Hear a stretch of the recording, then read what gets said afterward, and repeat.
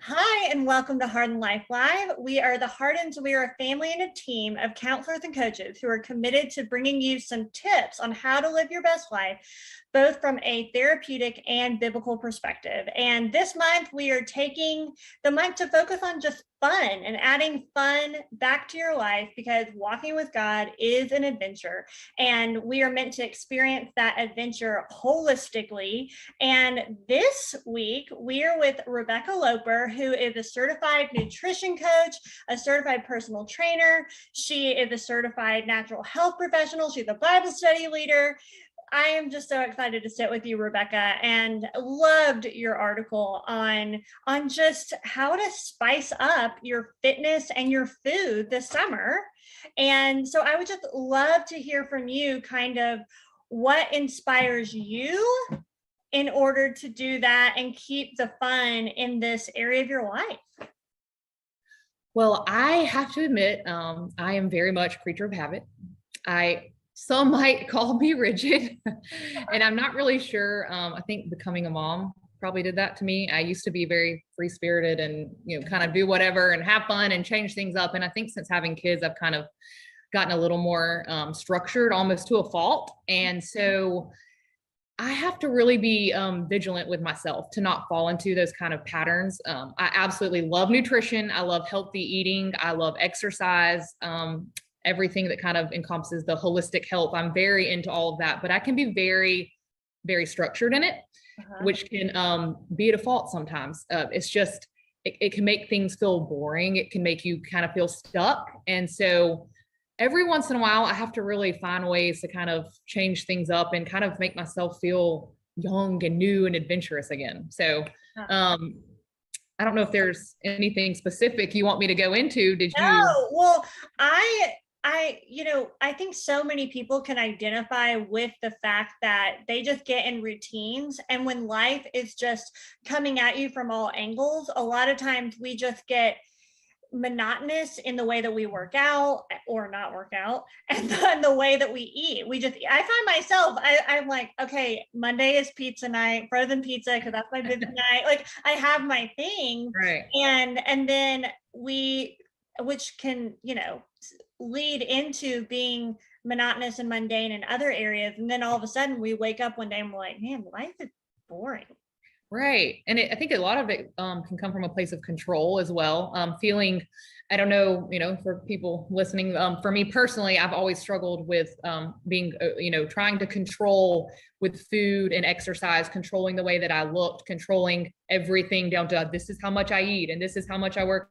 And that becomes very idolatrous, and it becomes a place of obsession and like compulsiveness. And it's not a healthy place to be. You think you're helping yourself when in fact you're more so imprisoning yourself with that mentality, that ability to not to bend or say no to something or change up the way that you do it because you're so structured and so set in your way that you miss life. And we know that Jesus came, he says in John 10:10 that he has come that we may have abundant life. And I think especially in today's world that's absolutely out of control, we don't know what to expect. We all want to control right now, and that's nutrition and exercise is just two ways we see that control, that need to control coming out in people. But we forget that Jesus didn't come for us to be miserable and set in our ways and so structured and rigid that we're not enjoying life. He came that we may have an abundant life, and he means here on earth.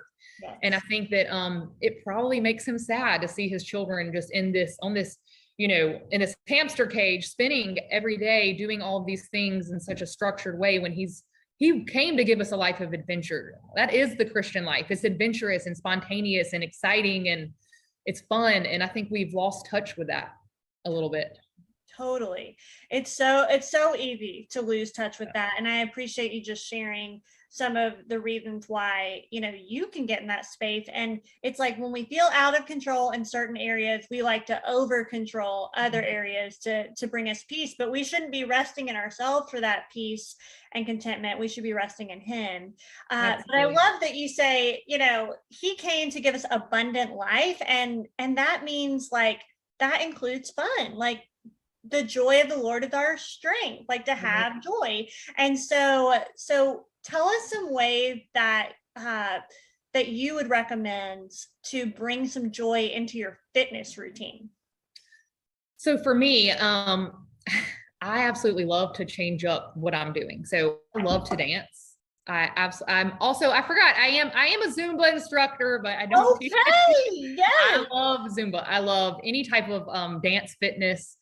Just, I don't know. I love music and I love to move my body to it. And so I think it's really important if you're the kind of person who's just in the same kind of fitness schedule of I run every morning or I go to the gym and I do this weight training session or whatever it is you do, try something new. I highly suggest doing something that you've always wanted to do that maybe you were embarrassed or, feel like you're too old to try, or I could never do that. People might see me. Go do it. Like that would be my encouragement, to find that thing that sounds exciting to you, that maybe this is what I like to think about. Go back to when you're small, you were little.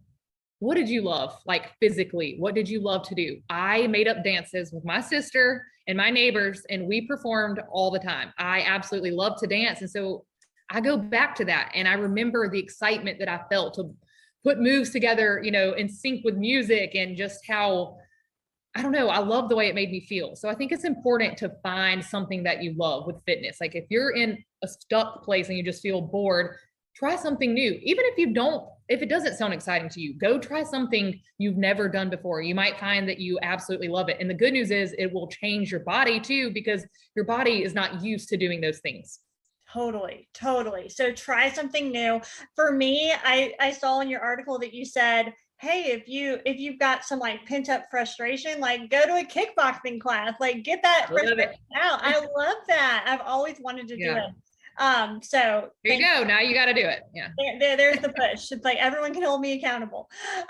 Okay, so what is something that you would suggest to bring some spice to your food? Because especially if you're, well, for me, I'm like a single cook for one, and so I'm not always motivated. But then there's like the families who have the picky eaters, and so everyone starts to basically mold for the picky eater instead of, so like, It's how do you true. add that? Yeah. It's true. So being a nutrition lover, it's, and having two girls, I have a almost 6-year-old, almost 10-year-old who are we're working on the picky food stuff. And I take responsibility for for what they are picky about, because when they were younger, I wasn't as aware of the nutritional needs of children and me at that point in my life. So there's, you have to be patient with yourself. But what I could say as far as changing it up with your food, try new recipes. Just look up some things that if you go to a restaurant and you like something, try that at home. Go online and just search through summer recipes. I love looking up new recipes and seeing what catches my eye. You might be more visual, and if you see pictures of, wow, that looks amazing, pull some ingredients from it and try it. Worst case is it's terrible and you don't have to ever make it again. But I think it's important to try new things and let your kids try them. You don't have to get it right the first time. If they hate it the first time, there are things that my kids used to hate, and then I would let them try it over and over again over the course of a month or so. And now they love those foods. My kids love hummus, cucumbers, and tomatoes and carrots together. They would have never eaten that a year ago. So you have to really, with kids, that's a whole nother level. But when it comes to just for your family or yourself, I think right now, summertime, I talk about it just briefly. I'll make a comment about seasonal eating, how amazing I think it is to see what is actually in season where you live. Yes. Eat those foods because they have more nutrition when they're not being sped up to grow. That's the whole thing with GMOs and, bioengineered food, is we're making everything grow faster, but it doesn't have the nutrients that our body needs. So when things are growing locally in the season God created them to grow, they're going to have the full nutrients and the full taste and the juiciness and the crunch that you want from that food.